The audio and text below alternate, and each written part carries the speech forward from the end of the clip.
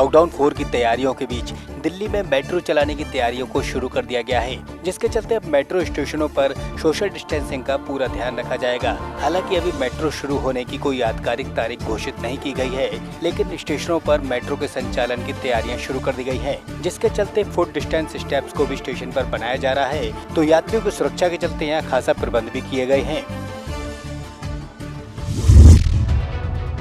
UP के औरैया में भीषण सड़क हादसा घटित हो गया तो नेशनल हाईवे 2 पर जहां एक ढाबे के पास चाय पीने को रुकी मजदूरों से भरी डीसीएम एक ट्राले से टकरा गई। तो हादसे में अब तक 24 लोगों की मौत हो चुकी है। तो वहीं अब 22 लोगों को जिला अस्पताल में उपचार के लिए भर्ती कराया गया है, जिसमें गंभीर हालत होने के चलते 15 लोगों को सैफई रेफर किया गया है।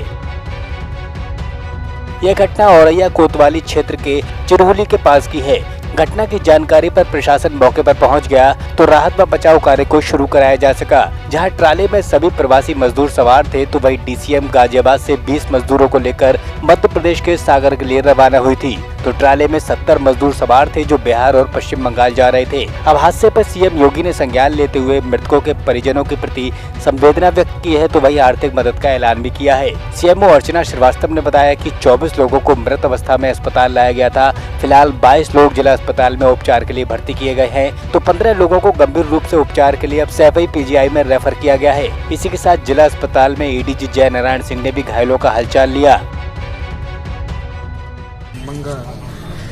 कहाँ से आए थे? हम लोग राजस्थान। कितने लोग थे? हम लोग 35 लोग। तो जब तुम लोग बैठे थे उस समय काहे से आ रहे थे? ट्राले से आ रहे थे? वो तो ट्रक में थे आप लोग? हाँ, टेलर से। जब आप वहाँ से बैठे थे तब पहले से भी उसमें कुछ लोग बैठे थे? नहीं तो नहीं था। एक साथ चढ़े थे। 35 लोग, 40 लोग। डेड बॉडी आ गई है, 15 रेफर हुए हैं और 20 भर्ती हैं। हम किस हाईवे की किस जगह का मामला है ये? मेहोली गांव है, हाईवे पे ट्रक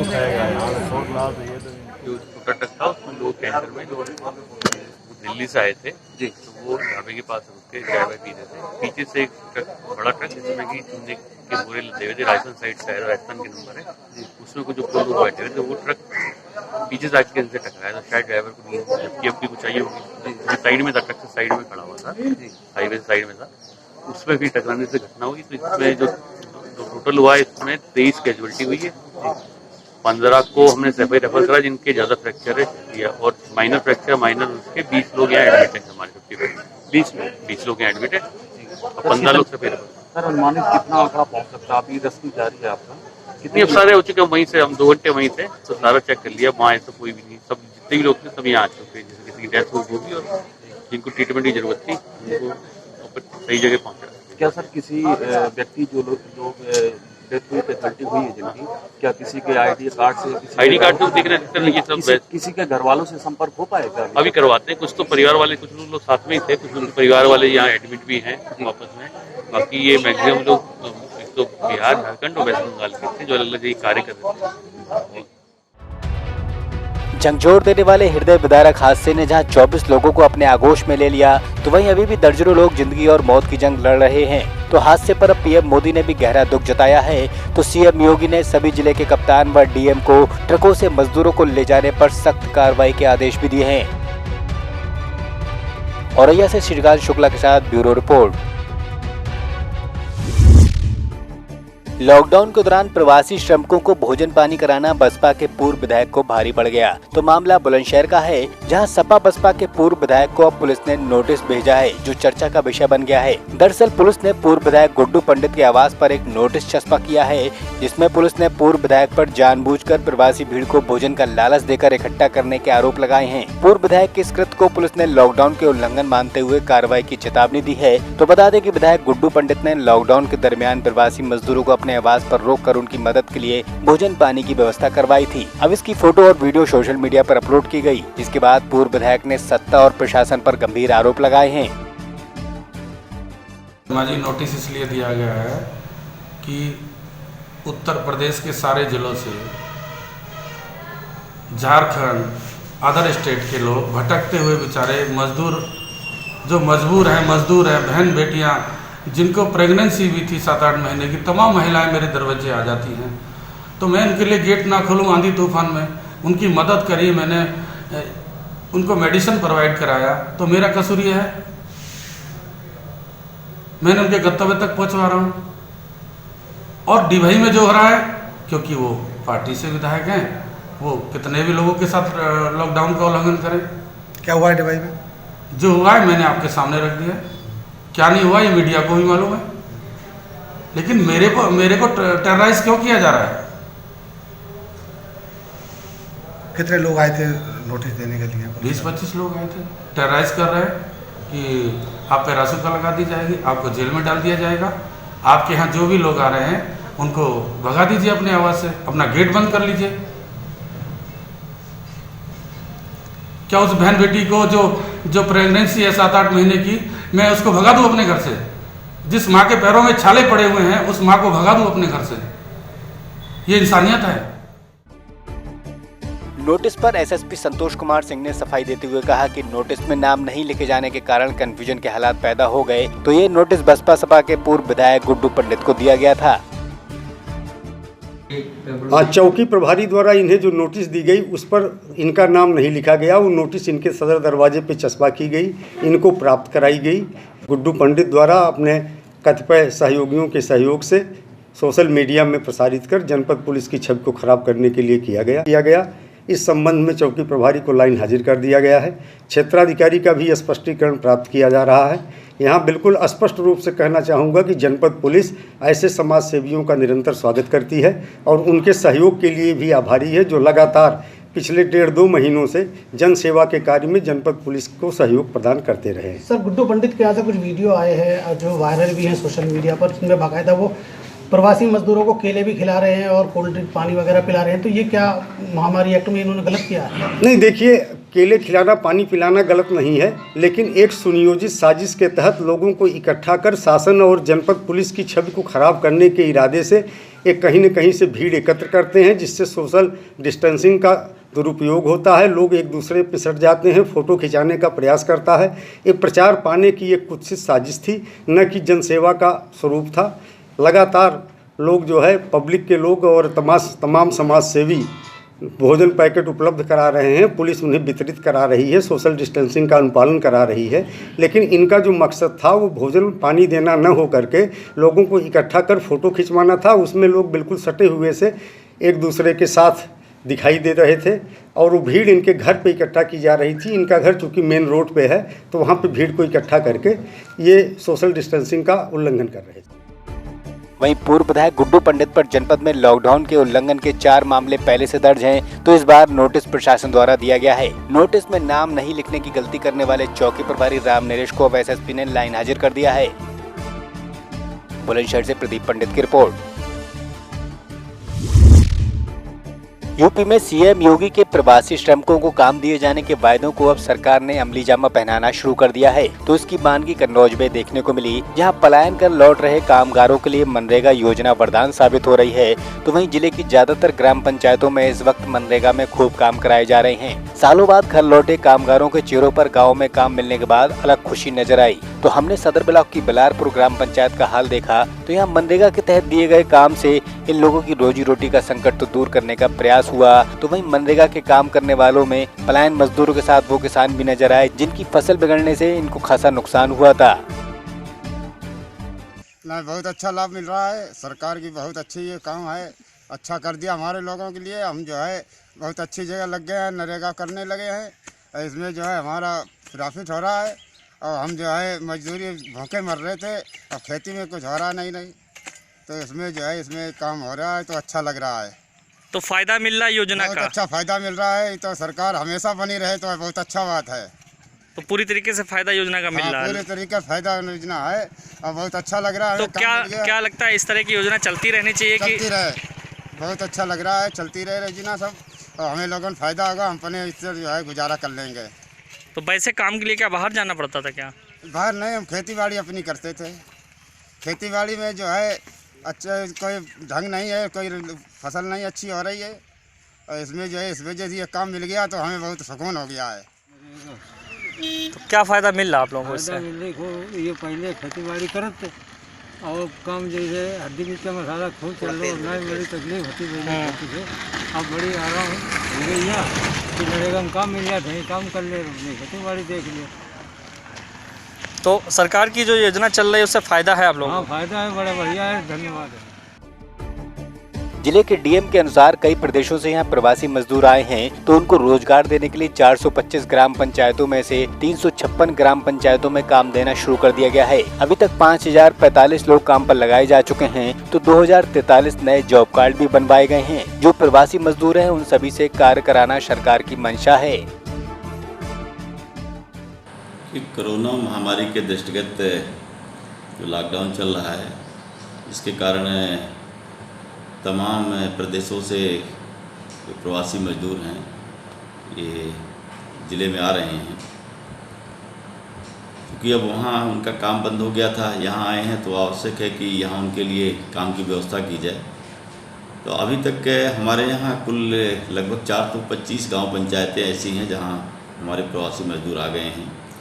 उनमें से 356 गांव पंचायतों में हम लोगों ने नरेगा का काम शुरू करा दिया है और अब तक हमारे कुल करीब 5045 लोग काम पर लग गए हैं और 2043 लोगों का हम लोगों ने जो बाहर से आए हैं उनका नया जॉब कार्ड बनवा दिया है। और बहुत जल्दी ही हम प्रयास करेंगे कि हमारी सभी गांव पंचायतों में नरेगा का काम शुरू हो जाएगा और जो भी लोग आए हैं यथासंभव सबको किसी न किसी जॉब से जोड़ा जाएगा। प्रवासी श्रमिकों को उनके ही गांव में मनरेगा से काम देकर उनको आत्मनिर्भर बनाने का सीएम योगी का वादा अब हकीकत हो रहा है। इससे जहां इन श्रमिकों का मनोबल बढ़ेगा तो वहीं इनकी आर्थिक स्थिति भी पहले से बेहतर होगी। कन्नौज से शुभम कटियार की रिपोर्ट। कोरोना से जहां पूरी दुनिया की अर्थव्यवस्था खराब हो गई है, तो लॉकडाउन में लोगों के आगे आर्थिक संकट खड़े होना शुरू हो गए हैं। इसी के बीच एक ऐसी तस्वीर बाराबंकी से सामने आई जहां 8 लोगों के परिवार का जिम्मा महज 13 साल की मासूम के कंधों पर आ गया। इस मासूम का नाम मेहर है। जहां इसके पिता की हार्ट अटैक से मौत हो गई तो परिवार पर दुखों का पहाड़ टूट गया, जिसके बाद मेहर ने सब्जी का ठेला लगाकर अपने परिवार के भरण पोषण की जिम्मेदारी को उठाना शुरू किया। मेहर आधी रात को जागकर मंडी पहुंचती है और सब्जी लाकर अपना ठेला तैयार करती है, फिर पूरे दिन सब्जी को लाद कर मोहल्ले मोहल्ले बेचती है। मेहर के जज्बे को जहाँ लोग देखकर उसको सलाम कर रहे हैं तो वहीं उसकी मदद भी करते हैं। पापा खत्म हो गया है, चले हम लगाते हैं इसमें। कब खत्म हुए आपके पापा? 5 दिन। अच्छा, तो क्या हम ही बेच रहे हैं। अच्छा, इससे पहले भी कुछ करती थी आप? आज सब्जी लगाते थे स्टेशन पे। अच्छा, तो ये अब कोरोना वायरस चल रहा है, भैया मेरे ठेले पे बेच रहे हैं। अच्छा, तो ये सौदा कैसे लेके आती है आप? ये जैसे मंडी से। तो कै बजे जाती है आप मंडी? 1-1:30 बजे रात में? हाँ। तो और फिर आती कै बजे? 4, 5, 6। अच्छा, तो 1-1:30 बजे रात में आप जाती हैं, डर नहीं लगता आपको? हैं? या आप घूम घूम के बेचती हैं मोहल्ले मोहल्ले, तो डर नहीं लगता आपको किसी तरह को कोई दिक्कत? कोई दिक्कत नहीं। तो इससे कितने रुपए कमा लेती है दिन भर में? होता है 200-250। बस, तो खर्च चल जाते हैं? हाँ, घर तो चलता है। कितने भाई बहन हैं आप लोग? 5 बहन है, 2 भाई हैं छोटे। सब छोटे हैं आपसे? हमसे बड़ी 3 बहन। अच्छा, आपसे बड़ी 3 बहन हैं। अच्छा अच्छा अच्छा, तो आपसे बड़ी 3 बहन है, 2 छोटे भाई हैं। हाँ। अच्छा, आपकी उम्र क्या है? 13 साल।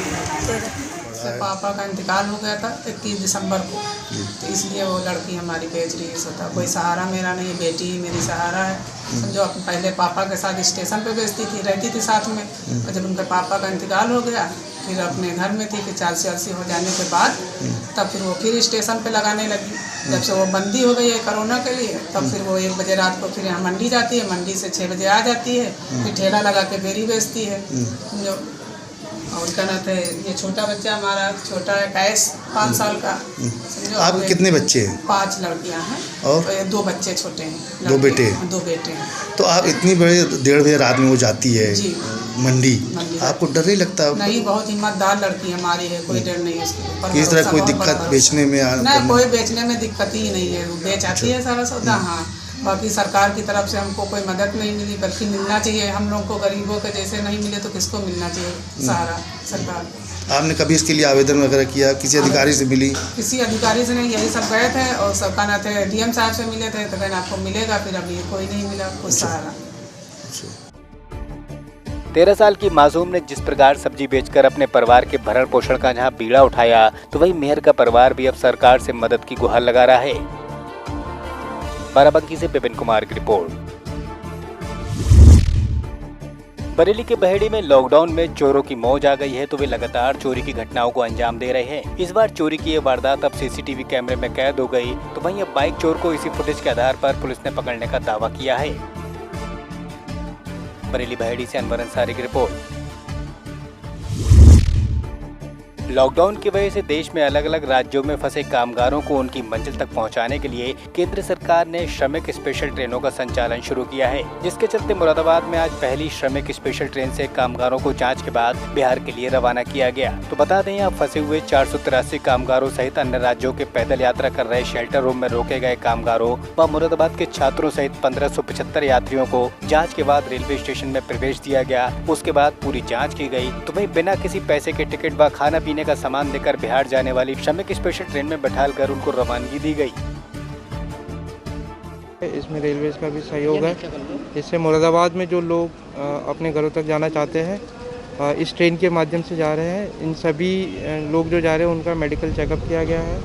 सभी ने ऑनलाइन अप्लाई करके अपने टिकट्स कंफर्म टिकट्स पे जा रहे हैं, कंफर्म सीट्स पे जा रहे हैं, जिसमें सोशल डिस्टेंसिंग का पालन कराते हुए काम किया जाएगा। और यहाँ पे भी सोशल डिस्टेंसिंग का पालन कराते हुए सभी को अपने सीट्स पे बैठाया जा रहा है और जल्दी ये लोग अपने गंतव्य पे पहुँचेंगे। कितनी संख्या है यहाँ पे? लगभग आज 1300 लोग अपने घरों पे जाएंगे। इन सभी को मेडिकल चेकअप किया गया है, इनके खाने पीने की व्यवस्था करी गई है, सोशल डिस्टेंसिंग का पालन कराते हुए इनके सीट्स का इंतजाम किया गया है। कंफर्म सीट्स हैं, सभी लोग अपने घरों तक पहुँचेंगे। चंडीगढ़ से आ रहे थे। 10 साल की से आ रहे थे? हाँ जी। तो आपको क्या पता चला? यहाँ मुरादाबाद आए तो पुलिस वाले रोक लिए।